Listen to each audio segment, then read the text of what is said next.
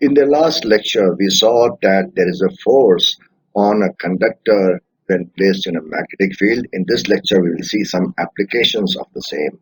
One of them is the galvanometer, which is an instrument that can detect current. The most super useful thing about this is the electric motor, such as your ceiling fan. And then in that motor, for the DC motor version, there is a very nice commutator called split ring. The role of this split ring is crucial. We'll understand that. But we will start this lecture by talking about the presence of magnetic field inside human body, and the magnetic resonance imaging that is used in medicine is based on this principle that a current produces magnetic field. Welcome to the portals of real learning. Don't skip and listen carefully right till the end. In the last session, we talked about the force on a current carrying wire in a magnetic field, and the expression of the force was ILB sine theta. That was the magnitude, and the direction was given by the Fleming's left-hand rule, namely motion, field, current. So magnetic field is an input, current is an input, and motion is the output. So this is also the direction of the force. In this lecture, we will talk about an application of this, that is the electric motor. But before we go there, I just wanted to talk about a very interesting application in medical science of the fact that current produces magnetic field. So this is a picture you see of MRI, that is magnetic resonance imaging. We are able to produce images of internal organs of the human body without doing any invasive surgery. So this patient is there and is pushed slowly into this region, which is nothing but a current carrying coil, which produces a very strong magnetic field in this direction. So how is the imaging done? Well, the human body has current flowing all through. The nerves are actually wires. They carry electrical signals to the brain. And these currents that flow in the human body, they create a magnetic field, albeit very small, very weak. But still, there is a magnetic field. And in fact, the field is higher. The magnetic field is higher near the heart and the brain of the human body. The field created by the current flowing within the human body. This magnetic field and the external magnetic field applied together, we are able to create an image of the internal organs. Very interesting, isn't it? MRI. You must have heard about the word MRI scan. That's what it is. Now, motor. What is a motor? It converts electrical energy into mechanical energy. Your ceiling fan is a motor. When you switch it on, you are passing current through it, that is the input, and it starts rotating, that is the mechanical energy, that is the output. So a force is created when you pass a current through a conductor which is already placed inside a magnetic field. That is the principle. So this is an example of a DC motor. DC motor means the current is supplied in a DC manner, like through a battery. As you know, DC means the direction of the current doesn't change. So here, in this DC motor setup, there is a magnetic field created due to this permanent magnet, and that direction of the magnetic field is like this. And then we have a coil, a rectangular coil, right now just showing one turn, but in reality, it will have many turns. So we have this rectangular coil ABCD, and they connect to this ring, semicircular ring, and those rings are fitted onto this axle. the axle will rotate. Now these metallic rings are connected to these carbon brushes, and the carbon brushes are static. They are not moving. So we have set up the battery such that the current will flow like this into this brush X, and then this ring, which is called a split ring, takes the current from X, and the point A is connected to this ring, so therefore the current enters A, goes through AB, BC, CD, and then comes in here to this split ring, which is also fitted onto the axle, and then that split ring is connected to this brush, which is also static, and the current then comes out. So what happens when the current flows through this rectangular coil? If you look at AB, the current is flowing into the plane of the board. So let's look at the direction of the force on the wire segment AB. Motion, field, current. Field is this way. Magnetic field is this way. Current is this way. So I will have to turn my finger. Current is this way. Field, current, motion. That is the force. So this is the force on AB. And if you look at CD, the direction of current is opposite to that in AB. Therefore, the force on CD is upwards. These two forces create what is called a couple. So one force like this, one force like this, and therefore it will tend to rotate this guy anti-clockwise.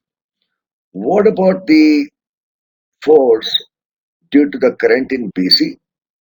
Well, we know force is ILB sine theta. This theta is the angle between the current and magnetic field. If you have current this way, like it is for BC, and the magnetic field also in the same direction, then I and B are parallel, and theta is 0, sine theta is 0.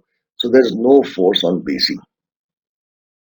There's only force on AB and CD, and that causes a torque. That will cause it to rotate.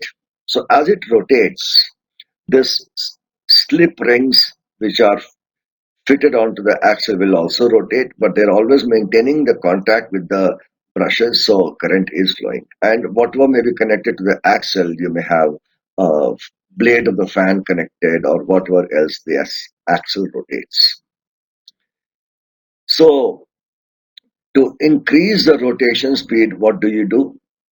For your fan, you will simply go and do something with the regulator. But what are you actually doing? You are increasing the current. If you increase the current, then the force will increase. Therefore, the moment of the force will increase, and the angular acceleration would increase, and the angular velocity would also increase. If you simply increase the current, then the force increases. Similarly, if you increase the magnetic field strength B, you are going to increase the speed. If you increase the number of turns in the coil, right now we showed only one turn for simplicity. In reality, there will be thousands of turns. And this is per turn.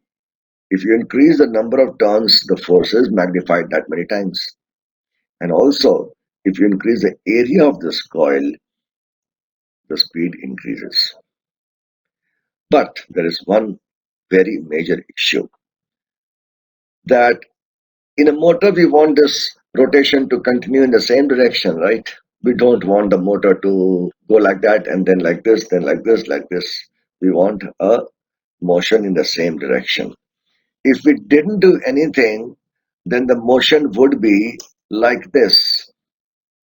Rotates by 180 degrees and then rotates again by 180 degrees. Why? Just look at this rotation of CD. For example, just look at CD. It is going to rotate anti-clockwise, right? So there'll be a time when CD comes here at the top, and then the coil would be looking like this with C here, D here, B here, and A here. The coil would be looking like this, and it is moving, rotating in this direction. The current in CD is like this. The current in CD is like this, and current in AB is like this right now. Okay. So now after it crosses this point, The force on CD is upwards because of the direction of the current, that is the force. When it crosses over, the force is again upwards. So the force on CD is again upwards and the force on AB is again downwards. Now these two forces are forming a couple, one force this way, one force this way. They will tend to rotate it opposite. So yes, starting from this position, we'll be able to rotate the coil by 90 degrees. And after that, as soon as it turns a little bit more, the moment is changing its direction. So it's going to stop and again come back like this and do this kind of a motion, which we don't want. So what is the solution? The solution is that the current within the ABCD coil should be reversed every half cycle. See how? So I'm just showing that ABCD here and the split ring commutator. This blue thing is called the split ring commutator. The AB is shown in yellow color and CD is shown in blue colors, right? So this is the starting position. Magnetic field is of course this way. So the force on AB is downwards, force on CD is upwards. That causes a rotation. Great. But this AB is fixed onto this particular split ring, call it P, and CD is fixed to this split ring, call it Q. And PQ are fixed to the axle, and PQ are metallic, and they are making a contact with these brushes, which are plus and minus. So current is always going to enter like this and exit through this. Now, after 90-degree rotation, what happens? After 90-degree rotation, C has come this way, D is here, and this is B. And the split ring, you see what has happened. P has come this way and Q has gone this way. So P has lost contact with this positive brush and Q has made the contact, just made the contact. So the current is always entering this way, right? So it will enter here and now it will flow through CD in the opposite direction. Just see what has happened. Earlier the current through CD was like this, now it is like this. The current has reversed the direction in CD and similarly also in AB.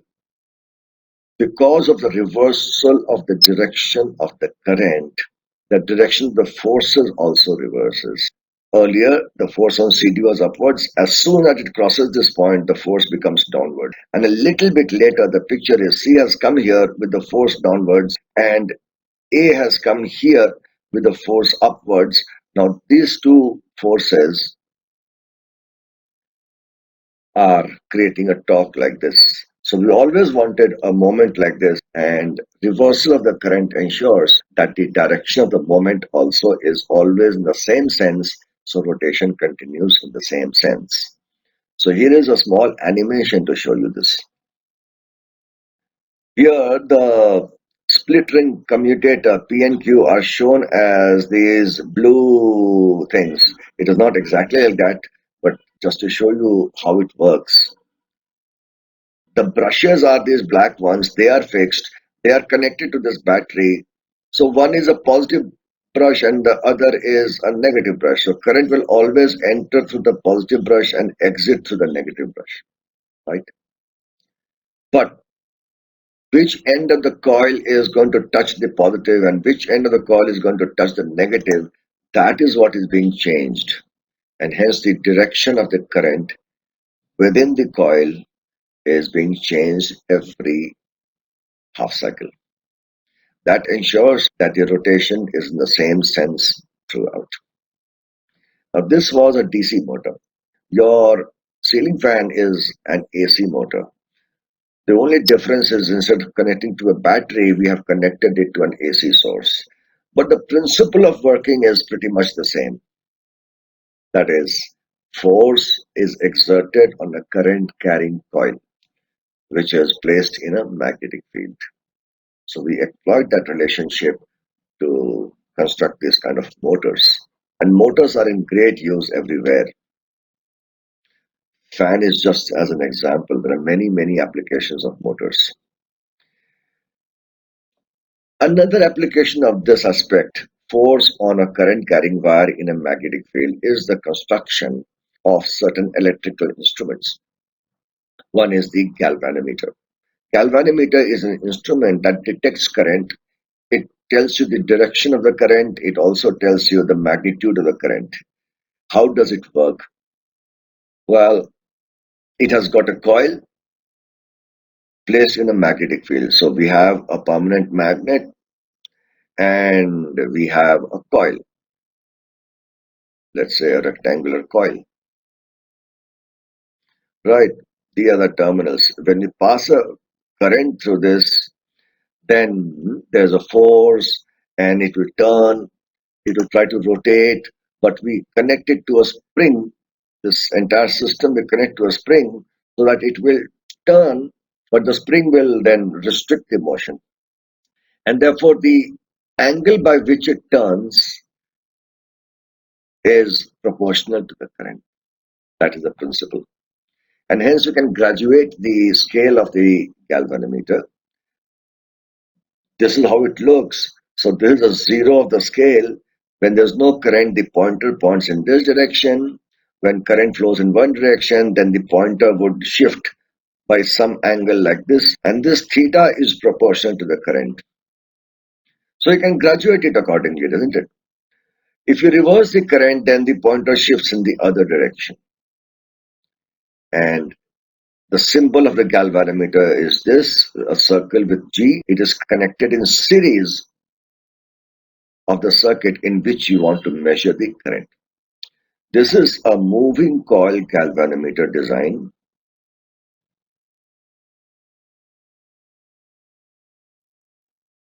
which works in the same principle. And we take this further and we are able to convert into an ammeter which measures larger currents. This galvanometer is very sensitive. So the amount of current that it can tolerate is of the order of milliamperes. But in a lab, if you want to measure much larger currents, 5 amperes, 10 amperes, then you have to do something. The basic input is the moving coil galvanometer. We make some modifications to it to convert it into an ammeter that will measure larger currents, or we can convert it into a voltmeter which will measure voltage differences. So a galvanometer, ammeter, voltmeter are all examples of the use of the fact that force is exerted on a current carrying coil if it is placed in a magnetic field. So that was about the motor, and in the next session we will learn the opposite. That is the generator, where the input is motion and the output is current, and that is the science behind generation of electrical energy. That is for the next time.